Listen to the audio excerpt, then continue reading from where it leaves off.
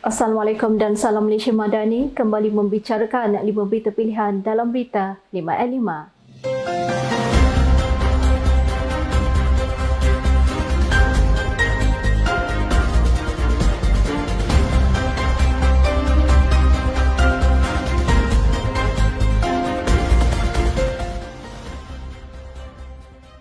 Rombakan Kabinet yang telah dilakukan oleh Perdana Menteri Datuk Seri Anwar Ibrahim merupakan salah satu usaha kerajaan perpaduan untuk menambah baik pentadbiran negara.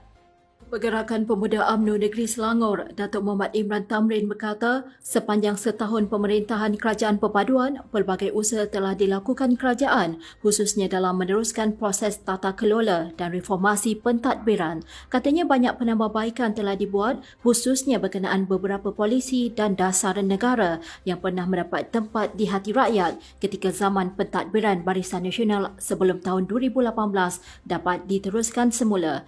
Mengulas lanjut berkenaan rombakan kabinet yang dilaksanakan baru-baru ini, beliau beranggapan bahawa perubahan kabinet yang dilakukan mampu untuk memperkukuhkan segala perancangan dan pelaksanaan dasar melibatkan rakyat dan ia adalah perkara rutin yang dilakukan oleh mana-mana kerajaan.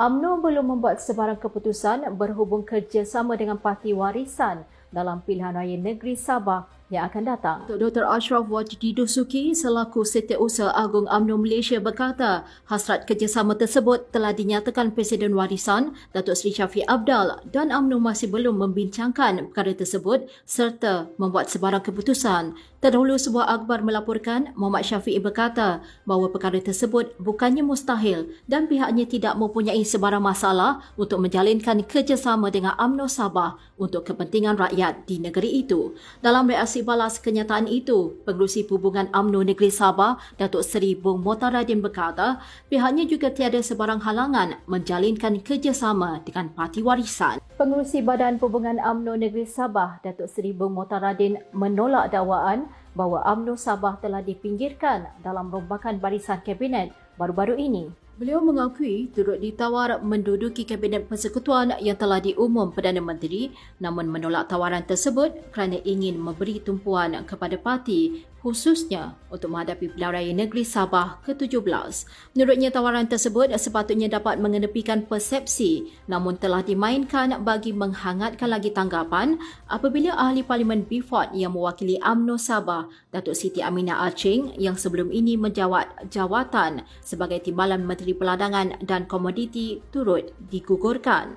Ujarnya pengguguran itu tidak bermaksud UMNO Sabah dipinggir dalam rombakan tersebut kerana UMNO turut diberikan ruang apabila Naib Presiden Datuk Seri Johari Abdul Ghani dilantik menjadi Menteri Peladangan dan Komoditi serta Ketua Wanita UMNO Datuk Seri Noraini Ahmad dilantik semula menjadi Timbalan Menteri Pembangunan Wanita, Keluarga dan Masyarakat. Sambutan Tahun Melawat Melaka 2024 bakal mencipta satu lagi sejarah khususnya dalam memperkukuhkan hubungan diplomatik Melaka dengan China yang terjalin sejak ratusan tahun yang lalu. Ketua Menteri Melaka, Datuk Seri Abdul Rauf Yusof berkata, hari pelancaran Sambutan Tahun Melawat Melaka 2024 diadakan serentak dengan sambutan Malam Ambang Tahun Baharu 2024 pada 31 Disember ini. Katanya sambutan yang bakal diadakan di dataran Pekalan Rama di sini menampilkan dua kumpulan kebudayaan dari wilayah autonomi Guangxi menerusi persembahan ikoniknya mempamerkan simbolik hubungan negeri Melaka dengan China yang terbina sejak zaman Kesultanan Melayu Melaka. Menurut beliau, jika mendapat kebenaran pemerintah dari negara China, malam sambutan akan dipancar secara langsung ke negara berkenaan menerusi stesen Guangxi, radio dan televisyen.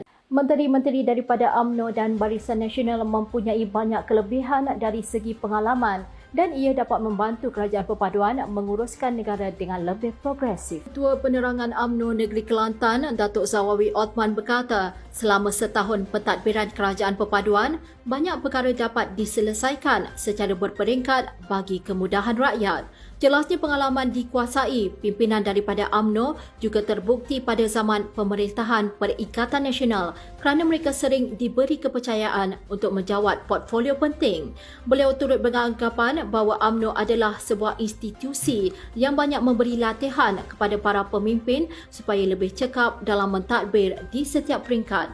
Justru tidak hairanlah banyak jawatan penting kerajaan sering diberikan kepada pemimpin UMNO untuk menggalak jawatan tersebut.